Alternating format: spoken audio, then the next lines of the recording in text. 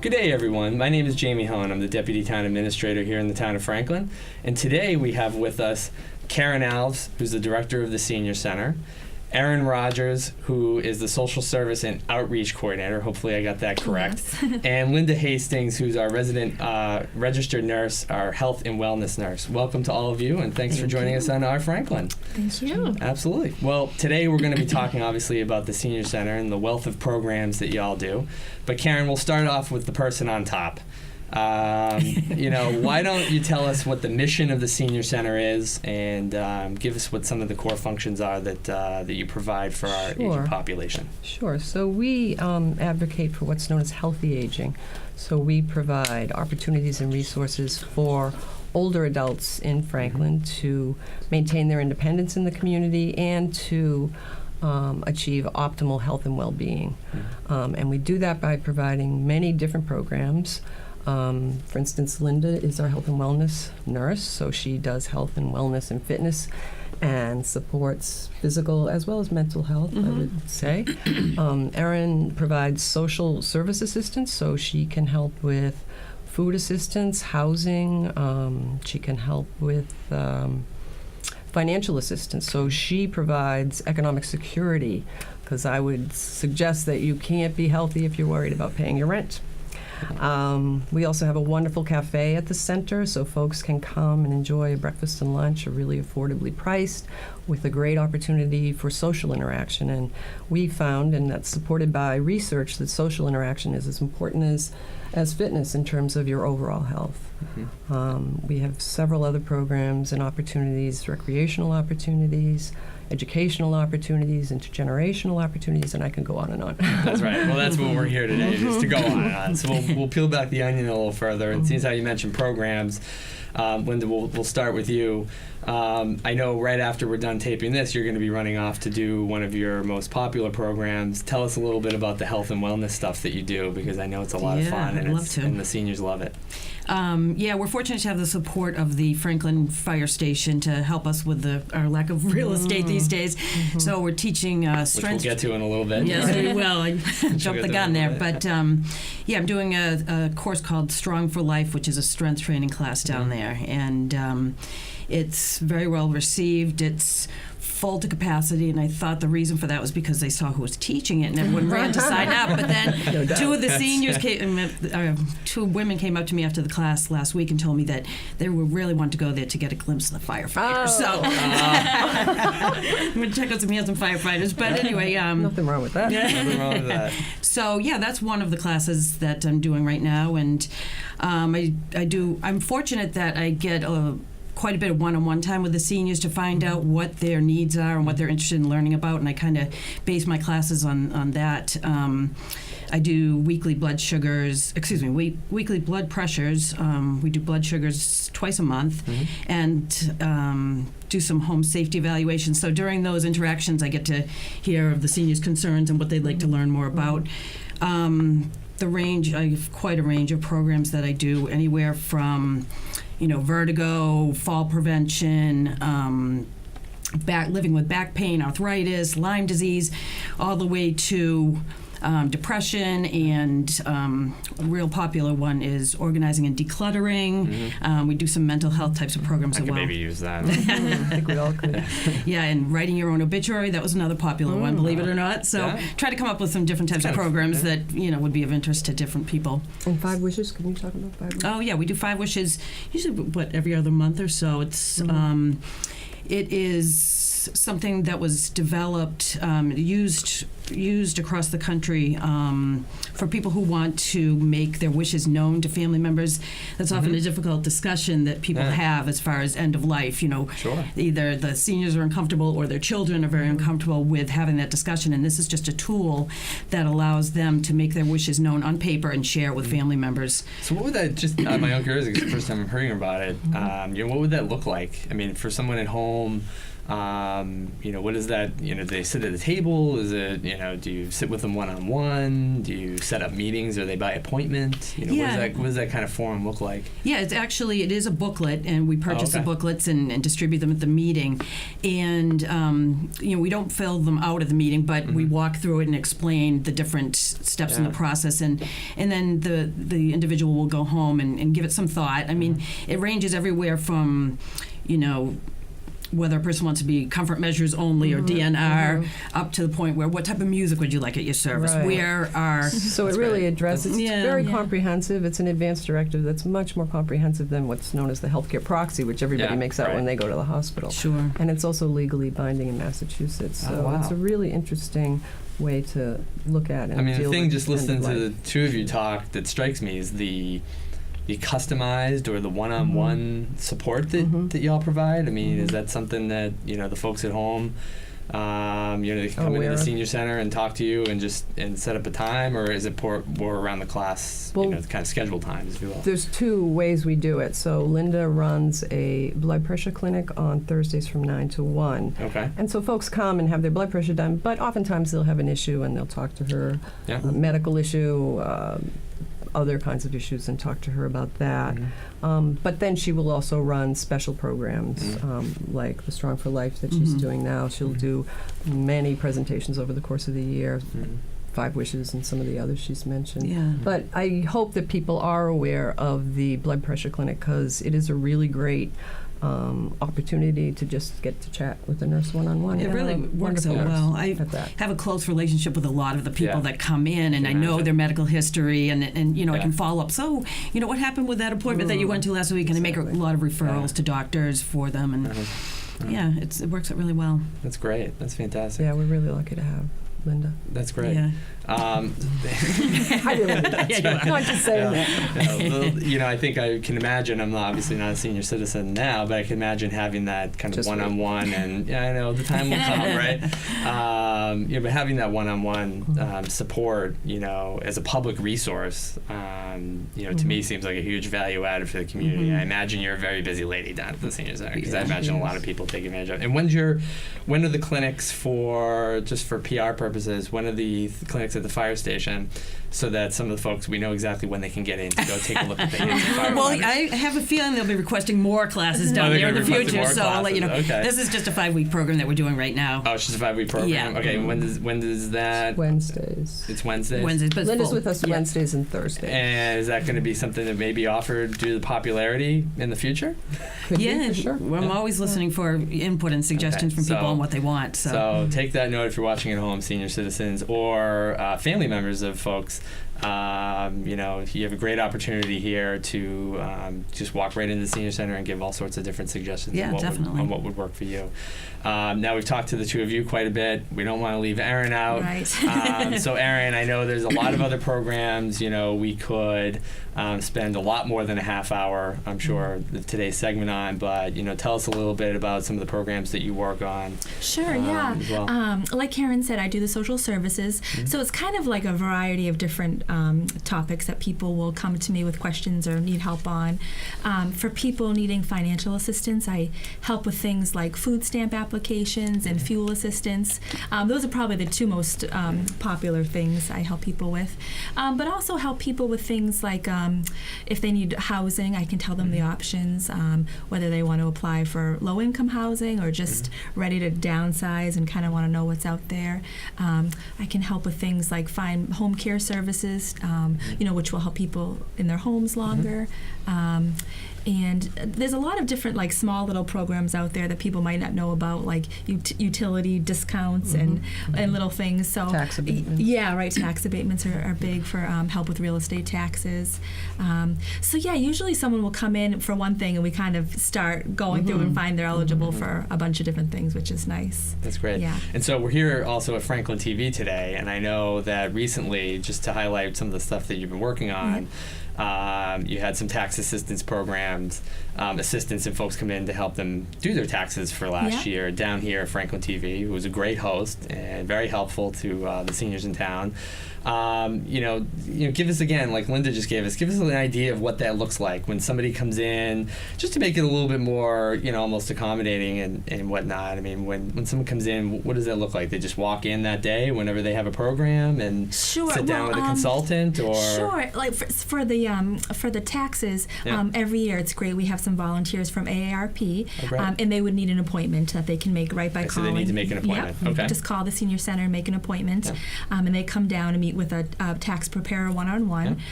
But for a lot of my programs, it's really a lot of individual consultations, so people can call and make an appointment. I do have people just drop in, but it's always better to have an appointment. So we try to make it pretty accessible for everyone. A lot of phone consults, and for people who are homebound, I can go out to their home and meet with them there too, and help them. And I also want to mention that that's a great point. Yeah. That's a good point. I'm glad you mentioned that. That Erin also can serve folks that are under 60. Oh, so okay. she serves the younger we call younger population of Franklin as well. So we're talking like over 50, any or age. Any age. Yeah. Any age. Yeah. Well, let's say 21 and up. Right. But, 21. Adults she could serve, which has been for the past 3 years. Yes. Yeah. The And town, have we seen a little bit of an uptick in requests on that? Or Certainly in the winter. Have we done a lot of promotion around that? Maybe we don't want to do that. Fine to we don't want to promote bog it, you down too much. But Yeah, and certainly with things like fuel assistance, that would be people of any age, and we're pretty busy with that. So, I try to get it out there. And this is again maybe something that's enlightening even myself. Tell us a little bit about the home care. Going to people. Yes. So you're able to travel out of the office and go home and help people in their own homes? Sure, yeah. If there's a senior at home that's incredible. Who can't get to the senior center, for health or transportation reasons or whatever, I can go out there and meet with them and do very similar to what I would do in my office, and help them with whatever they need, whether it be applications or finding home care services. Or it's great because a lot of times you'll get phone calls from like adult children who live far away, and they're we're so worried about their parents. It's nice that I can go out to the home and be able to help them without them having to worry about how it's all going to happen. Now, before we get to the great, I think the most exciting piece, which is everybody at home has seen, the senior center has a phenomenal staff, has a lot of great programs. Customizable, there's a lot of input that comes in from the grassroots, from the seniors and you're very deserving more than anything I can think of a new facility. We'll get to that in a second. But looking out into the future, is there anything coming up that folks at home should be aware of? We actually have several initiatives coming up that I'm really excited about. Okay. One of the areas is in mental health and aging. Excellent. So that has been an issue that's kind of been under the radar, but there's serious issues of mental health for the elderly because there's been so many losses in their lives. When you think about it, you've lost many of your friends, your family, sometimes your children. So we are actually working with the town of Bellingham and several other towns on a pilot project to do actually home visits for mental health issues. So we'll be able to have a mental health professional do a home visit for someone in terms, and the goal is to help reduce anxiety and depression, which are the two biggest mental health problems for the elderly. So we're very excited about that. That'll be starting soon. Wow. And we also are collaborating with the local mental health agency to start doing what's called cognitive behavioral therapy yoga. So cognitive behavioral therapy is a very successful therapy for folks, again, addressing anxiety and depression. And the yoga piece is being added to that in a kind of very innovative way. It's a fairly new therapy, and we will be starting that this summer or fall. Oh, wow, that's exciting. So those are two very exciting collaborations we're excited about. But we would be remiss if we didn't mention the cafe. You mentioned at the beginning of the program, certainly I'm sure one of the most popular, but also one of the most important aspects of the senior center is the cafe for that social interaction, the mental strength, the positive energy. And who doesn't like to go get a breakfast for $2 or $3? That's a big draw. I'm looking forward to that when I become a senior citizen. But you got to tell us about the chef. You got to tell us about the cafe. Tell us a little bit about the menu, how that works. I remember I came down there one day, and I think the Council on Aging and the Friends of the Senior Center were just doing the free coffee, folks at home. Tell us a little bit about the cafe. Sure, there's always free coffee and usually pastry at the Senior Center. Pastries too. Our cafe, thanks to the food pantry, they're very good to share those with us. Our cafe is a fun place, largely because it's almost completely volunteer staffed. So the two folks that are on staff are our kitchen coordinator, Sue Barber, and our cook, Paul Ledwith. But the volunteers just know to go out of their way to be friendly to anybody. They know everybody that comes, so if a new person comes, they go out of their way to make them feel at home, introduce them around to other people. It's really a great experience, and as you say, social interaction, which is just such a big piece. It's hugely successful. We're very happy, and we'll get to that the later. Food's great too. We're going to be hopefully expanding it in the coming months. And you just touched on something else that, again, I'm going to punt out the facility for one more second. Each one of you, I know, probably has some comments on this, but you just mentioned a word that triggered another question in my mind, which was your volunteers. I know in a couple weeks we're having a volunteer recognition. Right. Next week. Was it next week? And so, tell us. Tell the folks at home a little bit about the volunteers, because I know you have a great volunteer network. I know they're integral to the they are. To the senior center. We couldn't even open our doors without them. They do, as I said, the vast majority of the work in the cafe. They staff our gift shop. They help teach computer lessons, coordinate activities. They're the backbone of the senior center. So every year we try to recognize them. We have a nice luncheon and some entertainment and gifts. But really, we can't do enough because they really are just so generous with their time, which is, let's face it, the most precious thing you can get. And, we have how many volunteers? Or if folks at home wanted to volunteer, can they come in? Or they just come in, make out an application. Just come in and see Karen Alves. And so folks at home, if you want to volunteer at the Senior Center, just come on in and see Karen Alves. And actually, they'd see Sue Barber, who's our volunteer coordinator, my bad. Either of us would be happy to talk to folks who want to do that. Okay, so we're expanding the cafe, hopefully. Now, if I can figure out how to use this computer, what we're going to do is take a little look for the folks at home, and Karen can explain this a little more, but the town has embarked on a brand new expansion of the Senior Center. They're going to be adding a second floor, which we'll get to in a second. But both, I think what this rendering does is gives a look and sneak previews to what's going to be opening hopefully later this fall, probably around Halloween or Thanksgiving. Keep our fingers crossed, right, Karen? Absolutely. So Karen, Linda, Erin, any one of you, take us on a little tour here of the proposed facility that's actually under construction right now. We're going to be showing a few pictures in a moment. But take us on a little tour of the features that are going to be there for the folks at home. Sure. So most of the work is being done on the second floor. This is the first floor, but we did change some of the space down here to accommodate our needs. As you enter the vestibule there, the library, which is a wonderful space, one of my favorite rooms in the building, is going to stay the same. There won't be any changes there. It's a beautiful library, and we're so lucky that people donate great books and magazines. Yeah. We get a newspaper subscription. People can hang out in there too, right? And just people read just right there. hang out It's not there. just to come and take things out and leave, right? And right now we have a closed-circuit TV for low vision folks to use there. Yeah. So it's a wonderful room. That will not change at all. But across the hall there, across the lobby, where our gift shop used to be, will be the elevator to bring folks up to our beautiful second floor, right there. And then the room next to that, going down the hall, used to be our craft room. But in this, a new plan, it will be a room dedicated to our exercise equipment, which is super because we used to have the exercise equipment in another room that was used frequently for many other things. It's put in the back, in so the corner. it didn't work for either way because the groups that were trying to use it had to deal with this ugly equipment there, and the folks that wanted to use the equipment couldn't use the room. Right. So we have a dedicated room, which I'm really excited about. And that's where it says exercise equipment. Exercise equipment. That's going to be so there'll be space. The treadmill, the steppers, and possibly even some new equipment. On the second floor, right?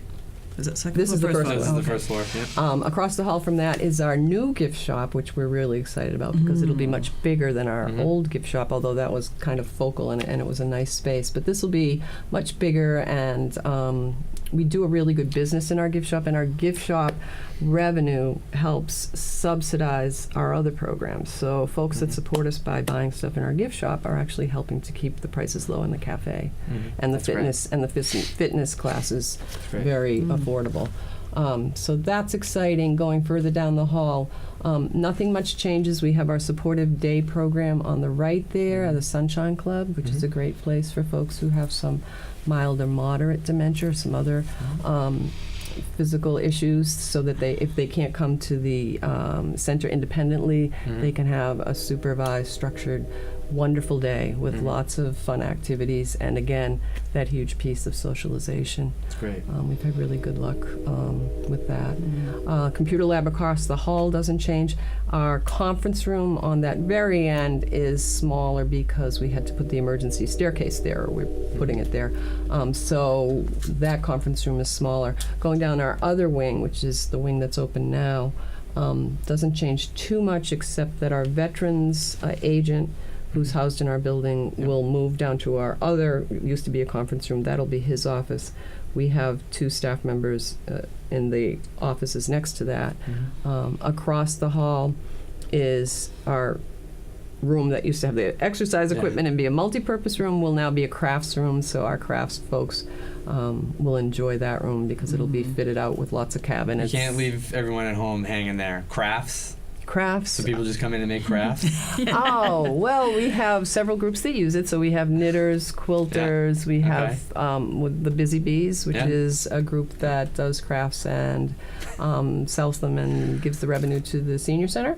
Definitely one of the best names of any group. The Busy Bees, That is just priceless. So, and we also have woodworkers who would do amazing wood carving, just incredible things. And then next to that is actually our pool room, where it says activities. That's the pool room. That won't really change. The other exciting news, which I think we kind of previewed, is that to the left, in this section here, where it says multi-purpose, that's our cafe, and that section there is going to be bumped out, so the cafe will be larger. And it's like a little... It has a raised section, which is used as a stage. So when we do our monthly parties, because we do a monthly social event and have entertainment and a great meal. There's a difference between like monthly social events and monthly parties. You know, like parties, right? It's a party. It's definitely a party. Yeah. So we have a lot of fun with that. But so you have bands come in. We do. Magicians, comedians, anybody. All that stuff. Yeah. We have a great, and we're very grateful to our friends group because they pay for that entertainment at our parties. That's excellent. Yeah, and they're also contributing a lot of their funds to this effort. The Friends. We are so grateful. You want to give a quick plug on the Friends of the Franklin Senior Center? Friends of Franklin Elders. Yeah. Friends of Franklin Elders, and. We just did a membership drive, and people were very generous and supported us. So we're very grateful to everybody that has done that. And I think that's it for the first floor. Okay.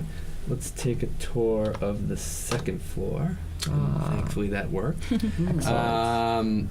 So for the folks at home, you know, there's going to be an addition. This is basically what's happening right now. This is the addition that's being put on to the current building. Well, it was already there. It was already there. The but second floor was there. It was roughed in, and there was nothing completed yet. And the first floor, most of that is still open during construction right now. Correct. But if you go into the senior center, you'll obviously see some areas are still cut off. But Karen, take us on a tour of the second floor, and this is really mostly all of the new stuff. Yeah. I would assume that's coming on board, right? Yeah. Yeah. So you come up in the elevator and you hit a tiny little lobby with the receptionist.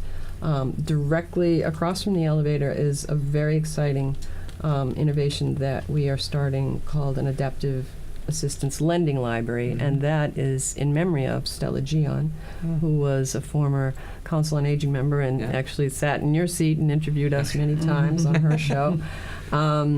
And she was low vision, she was legally blind, and just a brilliantly energetic force of a woman. And we are committing that for her memory to help folks with adaptive assistance in terms of mobility or low vision or hearing loss. So we'll be able to lend out that equipment and devices for folks. Well, that's fantastic. So that is exciting. And it looks like next door there's going to be some treadmills. Yeah, those actually shouldn't be there. I don't know how that's there. Okay, I was going to say there's the exercise. I thought it was a copy machine, but you're right. That's kind of a mistake. But the thing we wanted here, because we do have so many different programs running so many different times, we needed flexibility. So basically, it's a multi-purpose room, much like we had downstairs. We're replacing it with this one because we've enlarged the cafe. It also has a petition that goes across, so we can be used for 2 activities, smaller activities. It's just great to have that flexibility when you're as busy as we are. So, just to interject, is this where is Linda going to have to pull some of the programs away from the fire station and do them here? I just may want to throw that out to you, Karen. We may want to, just based on the customer feedback, we may want to maintain some of the programs. We have to listen to our customers. It's important. You have to, right. The town's brand is customer service. So I'm just saying, we could always have the firefighters come to us too. We could have the firefighters. There you go. They have done I it have before. no doubt they will come down. Absolutely. We'll talk to Gary about that one. So, anyways, go ahead. Yeah. Across the great. hall, at the bottom here, we're replacing the conference room that we lost because of the veterans agent using that space. And then a card room, which we also lost because we used to have that downstairs where our new gift shop is going to be. So then there's some storage and some bathrooms you can't in the rear. You can't just go too much faster past cards. Oh, no, I can't. You're right. You're right. There's 4 tables there. There's plenty of seats. We have some very, very Mahjong? passionate mahjong, very passionate cribbage, huge bridge. Yeah. Yes, I'm gonna have to come down and play Lots some of the cribbage teams. Pokino, you do not mess with Pokino. I wouldn't mess with mahjong. Ever. I've seen Change some of the those mahjong schedule. leagues, No, and no, those no. mahjong leagues can get really intense. It's and they true. go for a really long Yeah, time. it's very popular. That's why I like cribbage. There's an end. Right. Right? There's an end. Yeah. So you're right. Okay. Cards are important. All right. So that rounds out some of the expansion, the improvements that are going to be made. That'll be hopefully brought on board by about Halloween or Thanksgiving if we keep our fingers crossed. Let's hope. So let's give a little look to some of the pictures. So I think this is just what we just saw, right? Yes, so this that's is the this is the space, second the floor. raw This is the space. It's currently being built out, and I know they're going to be making some progress. So that's a great picture of the Nice with the upstairs ceilings, room. cathedral ceilings. Nice. Yep. And unfortunately, it looks like we had to close the gift shop. Karen. We That's- did. that's a problem. That Yeah. was sad. Yeah. But there'll be an expanded Mahjong game that we can give as a consolation prize to folks on the other end, I right? just For wanna their inconvenience, we're going to have a dedicated Mahjong. But I do Okay. want to say to the folks Yeah. at home, our gift shop has been resurrected. We have 2 carts in our lobby Oh, that we're using okay. for the gift shop over the course of our construction. So we're still accepting gifts for folks. A lot of folks donate Right. gently used or new Yeah. items for our gift shop, and we are still open. Excellent. Let's see what's next here. Some of the... And that is the I'm confused where I am here. Oh, okay. So that is the gift shop I think it's from on the other side. Yeah, from the right. other side. So this Which is- isn't there anymore. Which isn't there I don't anymore. believe. I think you have a hole in the ground picture to show that. Well, I think we're going to show the hole in the ground. In a moment, Okay. right? So some of the stuff people will be familiar with. This is when they That's were how it putting looks up the petitions. But it all shows excellent progress Mm-hmm. in moving towards an expanded center. Yeah, it should be This is beautiful. one of the rooms that's going to be there.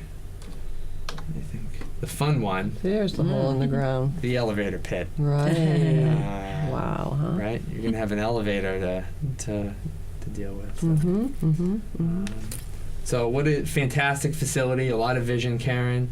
One thing I also wanted to ask all 3 of you to kind of finish off today's program was, in today's kind of environment, you have a lot of social media, You have Franklin TV that people can see on home, but as we know, the town just started a YouTube site, so we're going to be putting this video and other stuff up on the YouTube site to make things a little bit more mobile friendly, accessible for people with cell phones. But could you tell us a little bit about some of the outreach you do? I would imagine it's not just simply to literally seniors, but maybe you do a lot of outreach to caregivers or children or grandchildren, and maybe how the senior center is trying to do some of its outreach. I'm not sure which.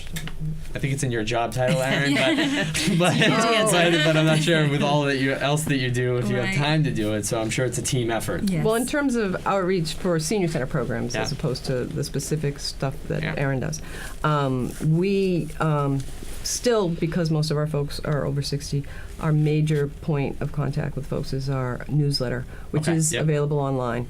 But most of our folks get it in a hard copy. By request, I think, right? They can get by it at request, home. exactly, for free. For free. That's great. But recently, in the past year, well, it's been over a year that we started with Twitter, and in the past year we've started doing Facebook, which in some ways is great because I feel like there are more seniors on Facebook than there are young kids now. It's very popular with some seniors. I think the divide is like, I'm going to say 80 and up, which we have a good portion of folks, and that's not hard and fast, obviously. But there is a good portion of our folks who don't use Facebook. But it was really helpful to us because one of our programs is seeking to provide respite to caregivers. It's called Companion Caregivers. So we provide a trained, supervised companion to go into the home and take care of a caregiver's loved one, so the loved one can either get out or stay in the house and do some work, but just to give that respite and socialization to their loved one. We were having a hard time reaching folks to take advantage of this, and what we did is we started using Facebook because the folks that are looking for that service are 50 to 60. So once we started using Facebook, we started to get a much better response for that. So we are using... It's a tough environment on that. I mean, we've talked about it before. People seem to get their news and bits of information from, seemingly, dozens of sources, right? So I think one of the challenges even the town has is trying to figure out where people are and try to, mold our communication to them. And of course, you deal with a challenging population, not just from the seniors, but also educating, like I was saying before, the kids or the grandchildren of people who are caregivers or just family members who live in town who need to look after people. And so I think a lot of the outreach and a lot of the programs you do sound incredible to try to encourage some of the grandchildren and children to encourage their loved ones to come down to the senior center and take part in a lot of the services and programs you have to offer. Absolutely. I think we've probably spent enough time talking about the senior center today. Karen, Erin, Linda, I can't thank you enough for coming on and spending a little bit of your day here with our Franklin. And obviously all of the work that you're doing down there is absolutely tremendous and an incredible service for this community. I hope the people at home that are watching take advantage of a lot of the services, give a lot of the input to the folks like yourself down there. And Franklin, thank you very much for watching today, and we'll see you again soon.